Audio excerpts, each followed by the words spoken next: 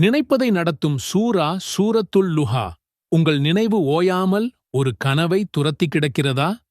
இன்னும் அது கண்ணுக்குத் தென்படாமல் இருக்கிறதா? உங்கள் முயற்சியெல்லாம் கைக்குட்டையாகி போதும் விடு என்று சொல்லத் தோன்றுகிறதா? அப்படியென்றால் இன்றைய காலையில் ஒரு சின்ன நம்பிக்கை டோஸ் நேரடியாக இதயத்தில். சூரத்துல் லுஹாவை ஒருமுறை இதமாக ஓதுங்கள். ஒவ்வொரு வசனமும் உங்கள் குறுகிய மூச்சை நீளமாக்கும்.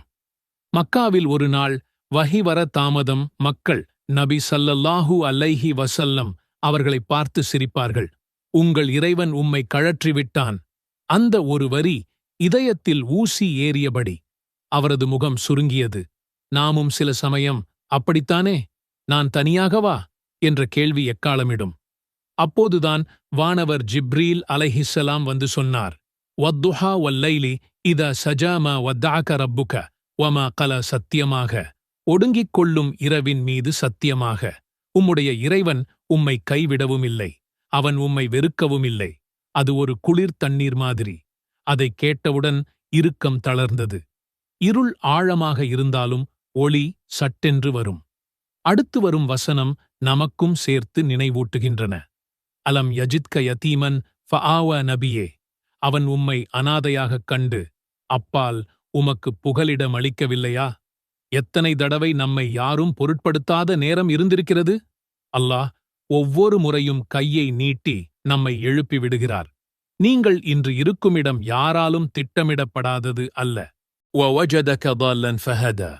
இன்னும் உம்மை வழியற்றவராகக் கண்டு அவன் உம்மை நேர்வழியில் செலுத்தினான்.